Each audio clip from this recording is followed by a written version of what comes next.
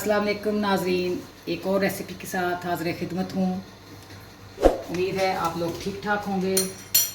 आज हम बनाने जा रहे हैं आपके लिए बहुत ही ज़बरदस्त सादा किस्म का कस्टर्ड, क्योंकि मेरा तो ये यकीन है कि जितनी सादगी होती है खाने में, जितनी सादगी हो रेसिपी में बनाने में, उसको खाने में उसको उतना ही ज़्यादा मज़ा आता है। ये हम अदम गलम चीज़ें डाल के अपनी सादगी जो ख़त्म कर देते हैं। तो मैंने सादा सा कस्टर्ड बनाना शुरू किया है बच्चों के लिए। जो आम रूटीन में घरेलू चीज़ें इस्तेमाल करते हो आप उनको इस्तेमाल कर सकती हैं और अपने बच्चों को की ख्वाहिश को पूरा कर सकती हैं। तो तकरीबन 2.5 किलो के करीब मैंने दूध लिया है कस्टर्ड बनाने के लिए। उसके अंदर मैं छोटी इलायचियाँ 3 से 4 अदद छोटी इलायची जो है वो। ओके जी, ये आपके सामने इलायचियों के बीज निकाल के मैंने छिलके भी साथ डाल दिए हैं। ज़्यादा अच्छे तरीके से जो खुशबू है इलायचियों की वो दूध के अंदर चली जाएगी।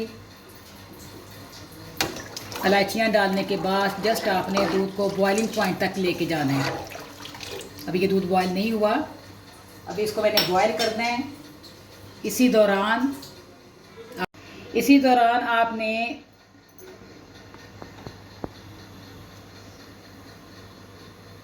थोड़ा सा दूध, तकरीबन हाफ कप दूध आपने एक कप में निकाल लेना है और उसके अंदर तकरीबन 3 से 4 चम्मच मैं इसमें यूज़ कर रही हूँ स्ट्रॉबेरी फ्लेवर का कस्टर्ड। 3 से 4 चम्मच आपने स्ट्रॉबेरी फ्लेवर के कस्टर्ड डाल के मिक्सअप करके इसको पेस्ट बना लेना है अच्छा सा। चलें जी, आपको नज़र आ रहा है कि दूध जो है बहुत अच्छे तरीके से बॉयल हो चुका है। ये देखें बॉयल हो रहा है दूध।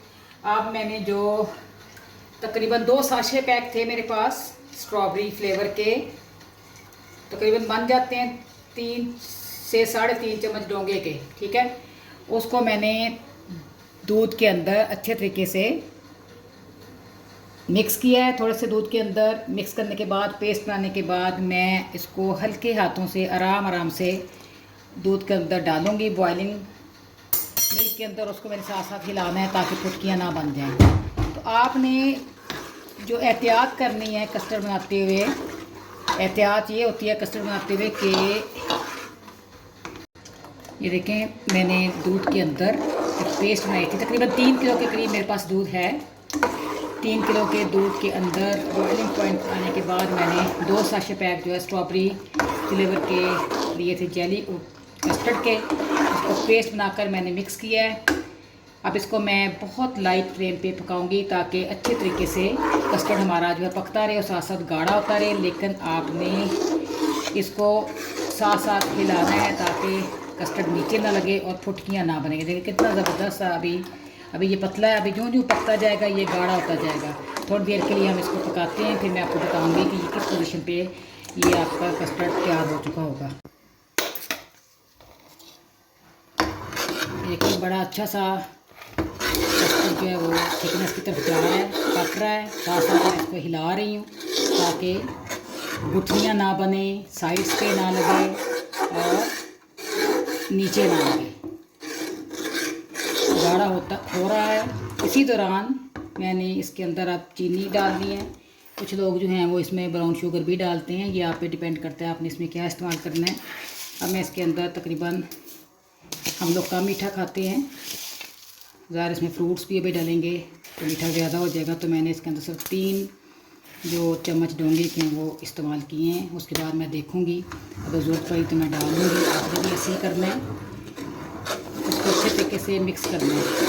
चीनी इस पॉइंट पे इसलिए डालती है कि आपको पता है कि जब हम किसी भी डिश में चीनी का इस्तेमाल करते हैं तो चीनी भी अपना पानी छोड़ती है।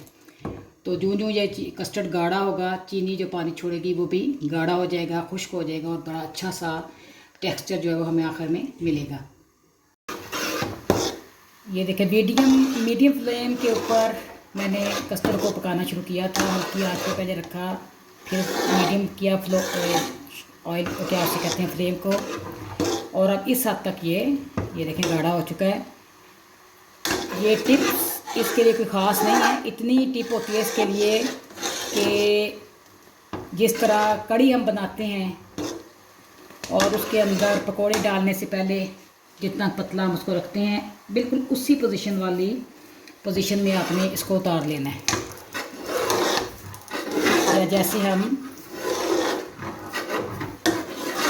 सूप बनाते हैं, ठीक है, उसको भी हम थोड़ा सा लिक्विड ही रखते हैं क्योंकि थोड़ी देर के बाद ये गाढ़ा होना शुरू हो जाता है। इसको हमने काफ़ी पका लिया है, कोई इसके अंदर स्मेल नहीं है कच्चेपन की। और ये देखिए, अभी इसमें हम फल भी डालेंगे, थोड़ी देर इसको ठंडा भी करेंगे तो ये थिक हो जाएगा, मज़ीद थिक होगा, ठीक है। इस पोजीशन पे आपने फ्लेम को ऑफ कर देना है और इसके ऊपर आपने कोई कवर नहीं रखना, क्योंकि जब आप कवर देंगी तो उसकी भी टिप्स यही हैं कि वो कवर जो है ये भाप ऊपर जाएगी, पानी बनेगा और वो पानी दोबारा से इसके अंदर जाना शुरू कर देगा, जिससे आपका कस्टर्ड मज़ीद पतला हो जाएगा। तो जब ये ठंडा हो जाए फिर आप उसको बेशक कवर कर दें। अगर ये ठंडा नहीं है, आपने फ़ौरन इसको बंद किया है, तो इसके लिए यही है, पहले तो सबसे पहले यही है कि आप इसको ऐसे ही पड़ा रहने दें। लेकिन अगर ऐसे नहीं रखना है तो फिर आप इसका कोई जाली वाला जिसके ऊपर पोर्स बने हों ढक्कन सा इसके ऊपर दे दें। अभी इसको मैंने ठंडा होने के लिए रखा है, इसकी मज़ीद डेकोरेशन करेंगे, ठंडा होने के लिए फ्रीज़र में रखेंगे। नेक्स्ट आपको बताती हूँ कि ठंडा होने के बाद आपने इसको कैसे सर्व करना है। नाज़रीन, कस्टर्ड को मैंने ठंडा करने के लिए थोड़ी देर के लिए फ्रीज़र में रखा था, बिल्कुल ठंडा हो चुका है। इस मरहले के ऊपर जब ये कम्प्लीटली ठंडा हो जाए आपने इसके अंदर अब फल डालने हैं। मैं इसके अंदर तकरीबन 2 मैंने सेब लिए थे, उनको मैंने बारीक बारीक काट लिया है चंक्स की शक्ल में, और मैं इसके अंदर ऐड करने जा रही हूँ।